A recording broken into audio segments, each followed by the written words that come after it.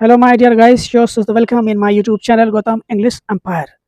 आज मैं आपको बताऊंगा फ्यूचर परफेक्ट का नेगेटिव सेंटेंस। इसका मैंने अफर्मेटिव सेंटेंस मैंने बता दिया है। अगर आपने उसे नहीं देखा है तो उसे वॉच कर लीजिए, समझ लीजिए, फिर नेगेटिव सेंटेंस समझ में आ जाएगा। तो क्योंकि मैंने सारे सेंटेंस को बता रखा है, क्योंकि दोस्तों जो टेंस से रिलेटेड प्रॉब्लम्स होती है, खास करके इंग्लिश मीडियम हो चाहे वो हिंदी मीडियम हो, बड़ी कॉम्प्लिकेटेड होता है। वो क्लियर ही नहीं कर पाते कि इस टेंस को कैसे पहचानेंगे। तो सारा टेंस का मैंने इतना लंबा टाइम लिया टेंस को लेकर कि अगर आप उससे मेरे एक वीडियो वॉच करेंगे तो आपको कभी भी टेंस से रिलेटेड कभी भी कोई कॉम्प्लिकेटेड इश्यूज नहीं होगा और ना ही कभी आप उसे भूल पाएंगे। क्योंकि एग्जाम्स में क्या होते हैं, जब तक आप टेंस नहीं आता है तो किसी भी तरह का सेंटेंस आपको एग्जाम में दे दिया जाता है तो आप उसे नहीं पहचान पाते कि उसका क्या तरीका होता है। तो ये सारी चीज़ें मैंने अपने इस गौतम इंग्लिश एम्पायर में बता रखा है। तो आप उससे देखिए और समझने का प्रयास करिए और समझ में आएगी आपको। देखिए इंग्लिश कितनी अच्छी हो सकती है। तो बने रहिए शुरू से अंत तक इस वीडियो में। आज मैं आपको बताऊंगा वह है negative sentence. Negative sentence B, negative. थोड़ा मार्कर सही नहीं है,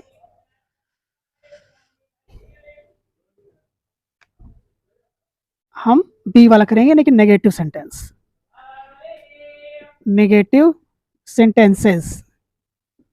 ठीक है, अब इसका स्ट्रक्चर देख लेते हैं कि क्या इसका नेगेटिव, इसका स्ट्रक्चर देख लेते हैं क्या होगा।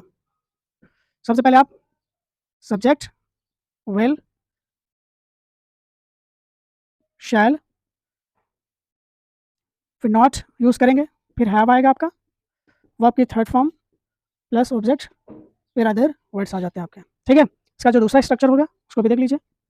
Subject will shall plus not, then after have, verb की थर्ड फॉर्म, ऑब्जेक्ट बिफोर, फिर सब्जेक्ट,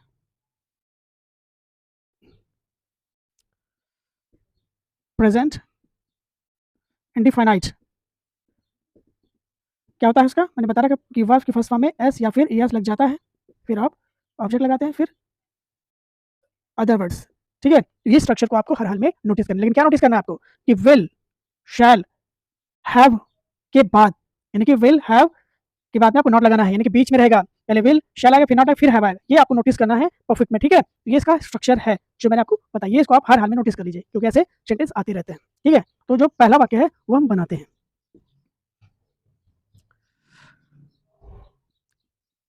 जमींदार गरीबों की जमीन जब्त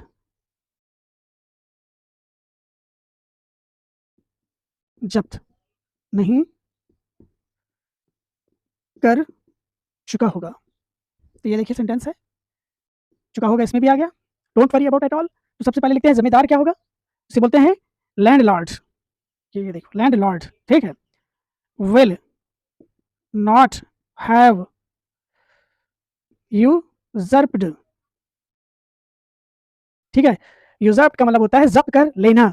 तो लैंडलॉर्ड विल नॉट हैव यूजर्प्ड क्या, गरीबों की जमीन। क्या हो जाएगी, द लैंड्स ऑफ पुअर। ठीक, यहाँ लैंड्स तात्पर्य खेत, ठीक है, इसलिए लैंड्स हो गया। ठीक है, दूसरा वसंत आने से पहले पेड़ अपनी पत्तियां नहीं गिरा चुकी होंगी, गिरा चुकी होंगी। देखिए, ठीक है, तो ये सेंटेंस को करते हैं सबसे पहले, पेड़ अपनी पत्तियां नहीं गिरा चुकी होंगी, इसको करते हैं क्योंकि कार्य पहले हो रहा है। तो क्या हो जाएगा, the trees will not have fallen fallen it's leaves. Leave एक पत्ती, लीव्स मोर देन वन पत्ती। तो the trees will not have fallen it's leaves before before the autumn. Autumn चूंकि प्रॉपर नाउन है, सीजन है, तो ऑटम ऑटम। अब यहाँ क्या है, आने से पहले, तो बिफोर ऑटम कम कम्स, क्योंकि ऑटम सिंगुलर है तो वर्ब भी सिंगुलर आएगी। तो देख रहे हैं कि इस तरह से आपने ये कर लिया। तीसरा, छात्र अपना प्रोजेक्ट पूरा नहीं कर चुके होंगे। ठीक, अब यहां पे देखिए, पहले होगा स्टूडेंट्स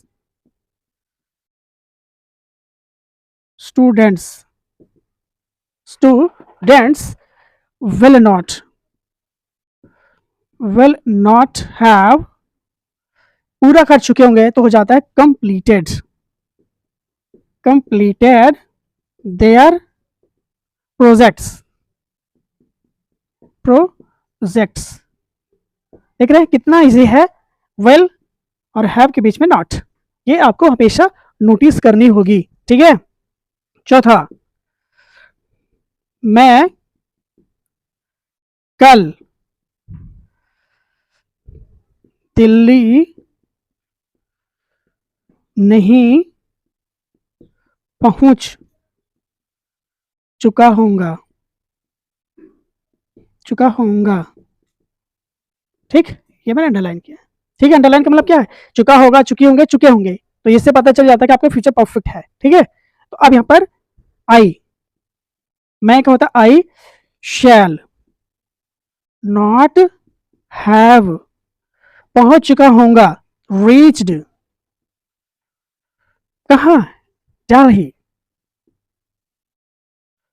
दिल्ली, कब, कल को क्या होता है, द फॉलोइंग डे। ठीक, टुमारो भी होता है, अलग अलग यूज करिए तो अच्छा लगता है। ठीक है, फिफ्थ, ठीक है,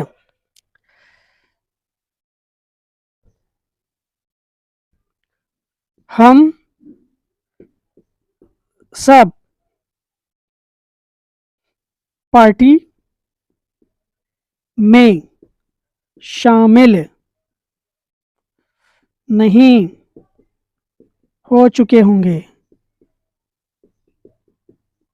ठीक, अब देखिए, हम सब, we all shall not have, शामिल को होता है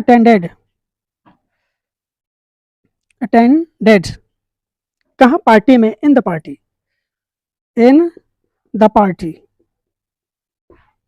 देख रहे हैं, सारा ट्रांसलेशन आपको हो रहा है, क्यों हो रहा है, क्योंकि स्ट्रक्चर पता है, वर्ड मीनिंग पता है, वो ठीक का खेल हो जाता है। तो आप इसी तरह से सेंटेंस बनाएं। मैं बार बार आपको एम्फेसाइज करता हूं, in order to be the command over the English, if you quit practising you quit learning. Easy सी बात है, अगर आपने प्रैक्टिस करना बंद कर दिया तो सीखना बंद कर दिया।